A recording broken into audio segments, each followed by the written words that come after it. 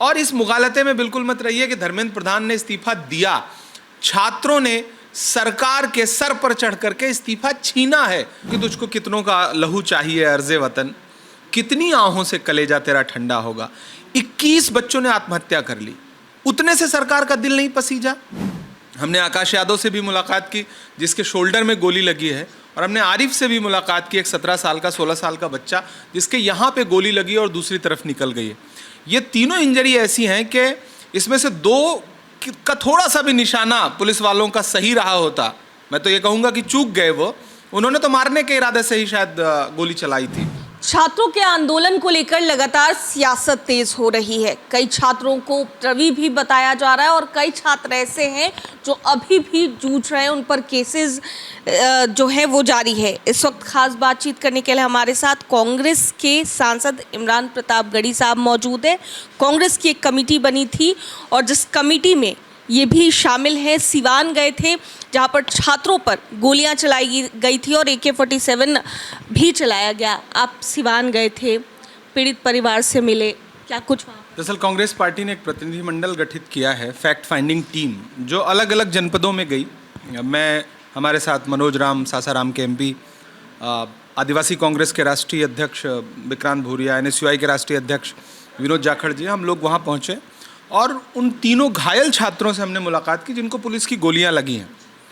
AK-47 का चलना तो वीडियो में रिकॉर्ड हुआ और पूरे देश दुनिया में उस पर चर्चा हुई, लेकिन जो पिस्टल से गोली मारी गई है उसका जिक्र कहीं नहीं है और उन संबंधित अधिकारियों और कर्मचारियों पे कोई कार्रवाई भी नहीं हुई है पुलिस के। तो हमने उन पीड़ितों से मुलाकात की, बुलेट कुमार गौड़ से भी मुलाकात की जिसका पूरा घुटना खराब हो गया है, ऑपरेशन हुआ है। हमने आकाश यादव से भी मुलाकात की जिसके शोल्डर में गोली लगी है, और हमने आरिफ से भी मुलाकात की, एक 17 साल का 16 साल का बच्चा जिसके यहाँ पे गोली लगी और दूसरी तरफ निकल गई है। ये तीनों इंजरी ऐसी हैं कि इसमें से 2 का थोड़ा सा भी निशाना पुलिस वालों का सही रहा होता, मैं तो ये कहूँगा कि चूक गए वो, उन्होंने तो मारने के इरादे से ही शायद गोली चलाई थी। तो बहुत ही दुखद है और हमने एक पूरी रिपोर्ट बनाई है और हम राहुल गांधी जी को सबमिट करेंगे। और पूरे देश में छात्रों की आवाज़ और छात्रों पर हुई बर्बरता, इस सब को लेकर के राहुल गांधी जी बहुत संवेदनशीलता के साथ उसको पर्सनली मॉनिटर कर रहे हैं और मुझे पूरा भरोसा है कि नेता प्रतिपक्ष इसको संसद में भी उठाएंगे और इन पीड़ित छात्रों से वो एक दिन मुलाकात भी करेंगे। आपको क्या लगता है कि आंदोलन किया छात्रों ने और आंदोलन से फ़र्क भी पड़ा? धर्मेंद्र प्रधान जी शिक्षा मंत्री जो थे उनको इस्तीफा भी देना पड़ा, पर क्या समस्या का समाधान सिर्फ इससे निकल सकता है? नहीं, राहुल जी तो पहले दिन से कह रहे हैं कि इस्तीफा ज़रूरी है क्योंकि एक सिंबल है शिक्षा मंत्री, लेकिन पूरे एजुकेशन सिस्टम में जब तक रिफॉर्म नहीं आएगा तब तक बदलाव नहीं आएगा।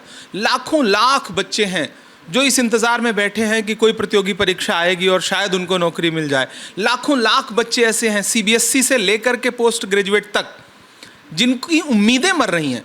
CBSE की खामियों को, जो OSM है, आंसर सीट जो ऑनलाइन जांची जाती है, उसको लेकर के सार्थक नाम के बच्चे ने, झारखंड के बच्चे ने जब खुलासा किया कि इसमें गड़बड़ी है और एक ब्लैक लिस्टेड कंपनी को आपने टेंडर दे रखा है, तो उस लड़के को एंटी नेशनल, पाकिस्तानी, खालिस्तानी, पता नहीं क्या क्या बताया गया। वो तो भला हो कि राहुल गांधी जी उस बच्चे से मिले, उसके बाद भाजपा बैकफुट पर गई, एजुकेशन पार्लियामेंट्री कमेटी ने उसको बुलाया, तब जा कर के लोग बैकफुट पर गए। तो दरअसल जो भी एजुकेशन सिस्टम को सुधारने के लिए आवाज़ उठाएगा, ये प्रथम दृष्टया उसको कुचलने का प्रयास करते हैं। और इस मुगालते में बिल्कुल मत रहिए कि धर्मेंद्र प्रधान ने इस्तीफा दिया, छात्रों ने सरकार के सर पर चढ़ करके इस्तीफा छीना है। कोई एहसान नहीं किया है भारतीय जनता पार्टी ने।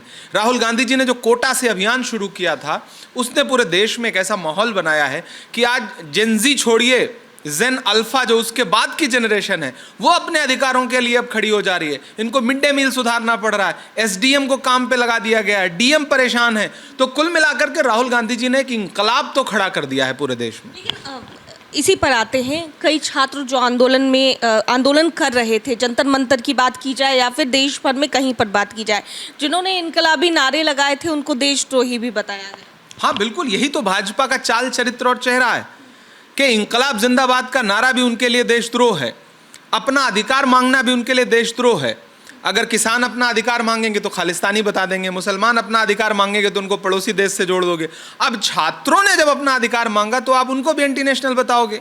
आपने छोटे छोटे बच्चों को जिस तरह बर्बरता से मारा, जिस तरह से लड़कियों की पिटाई की जंतर मंतर पे, उसके विजुअल देश के सामने मौजूद है।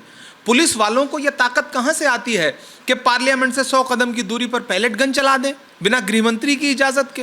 पुलिस वालों को यह ताकत कहां से आती है कि AK-47 से फायर करें? इससे शर्मनाक क्या हो सकता है? और इसका जवाब इस सिस्टम को, इस प्रशासन को, सरकार को देना पड़ेगा। अच्छा, इमरान प्रतापगढ़ी साहब, आपसे एक सवाल है। जब भी कोई सियासी मसला होता है तो उस पर आप बड़ी अच्छे तरीके से शेरो शायरी करके जवाब देते हैं, लेकिन अभी तक इस पूरे मामले पे एक भी शेरो शायरी आपकी नहीं सुनी। मैं लगातार आवाज़ उठा रहा हूं और अभी मुझे पूरा भरोसा है कि जब संसद चलता रहेगा तो मैं एक आध बार पार्लियामेंट में भी बोलूँगा। मैं तो डे वन से कह रहा हूँ कि तुझको कितनों का लहू चाहिए अर्ज़े वतन, कितनी आहों से कलेजा तेरा ठंडा होगा। 21 बच्चों ने आत्महत्या कर ली, उतने से सरकार का दिल नहीं पसीजा। फिर आपने सीवान में सीधे AK-47 चलवा दी, पिस्टल से गोलियां चलवा दी, बच्चों को सीधे गोली लगी, उनके गले पे गोली लगी, उनके शोल्डर पे गोली लगी, पैर पे गोली लगी। तो आखिर ये सब कौन कर रहा है? छोटे पुलिसकर्मियों को इतना साहस नहीं है। सवाल ये नहीं शीशा बचा के टूट गया, सवाल ये है कि पत्थर किधर से आया था, किसके आदेश पर यह हुआ है? गृहमंत्री दिल्ली से ये आदेश जारी कर रहे थे, राज्यों के गृहमंत्री आदेश जारी कर रहे थे। आखिर इतना साहस प्रशासन को कहां से आया है? मुझे पूरा भरोसा है कि राहुल गांधी जी को जो हम लोग रिपोर्ट सबमिट करेंगे, बहुत सारी बातें हैं जो हमने अभी रिवील नहीं की हैं, हम उनको सबमिट करेंगे और राहुल जी इसका संज्ञान लेंगे, देश की संसद इसका संज्ञान लेगी और इन बच्चों को इंसाफ मिलेगा। एंटी पेपर लीक बिल भी पास हुआ संसद में, आप लोगों ने विरोध भी किया, क्या कारण रहा? देखिए, उस बिल में सिर्फ ये है कि बिल ये कहता है कि अगर पेपर लीक हो गया तो सजा बढ़ा करके इतना कर देंगे। पेपर लीक ना हो इसके लिए तो उसमें कोई उपाय है ही नहीं। इसीलिए हम लोग कह रहे थे कि आप इस बिल में अमेंडमेंट करिए, संशोधन करिए। लेकिन सरकार ने मैगी बिल कि 2 मिनट में शायद बच्चे खुश हो जाएं, बच्चे खुश नहीं होंगे। ये बहुत समझदार जनरेशन है। प्रधानमंत्री जी रात के 12 बजे वीडियो बना करके डालने से बेहतर है दिन के 12 बजे देश की पार्लियामेंट में आइए, बच्चों से माफ़ी मांगिए, गृहमंत्री जी बच्चों से माफ़ी मांगे, उसके बाद शायद इस देश के युवा एजुकेशन रिफॉर्म को लेकर के आपको कुछ सही सुझाव दें। राहुल गांधी जी भी छात्रों से संवाद करने वाले हैं और अलग अलग देश के हिस्सों में वो जा रहे हैं। बिहार में कब उनका प्रोग्राम बन रहा है? बहुत जल्द बिहार में वो पीड़ितों से भी मिलेंगे, संवाद भी करेंगे, तारीख आपको बता दी जाएगी। एक आखिरी सवाल है, महागठबंधन को लेकर के लगातार सवाल उठाए जा रहे हैं। महागठबंधन में बिखराव है ये कहा जा रहा है, आप कैसे इसको देख रहे हैं? मुझे लगता है अभी गंगा जी में बहुत पानी बहना है और अभी ये सवाल इस समय का सवाल नहीं है। इंडिया अलायंस एकजुट है, एकजुटता के साथ सरकार के खिलाफ संसद में लड़ाई लड़ रहा है। बाकी अभी 2029 के चुनाव और राज्यों के चुनाव में आपको परिस्थितियां क्लियर हो जाएंगी। थैंक यू करने के लिए। तो हमारे साथ कांग्रेस के सांसद इमरान प्रतापगढ़ी साहब थे।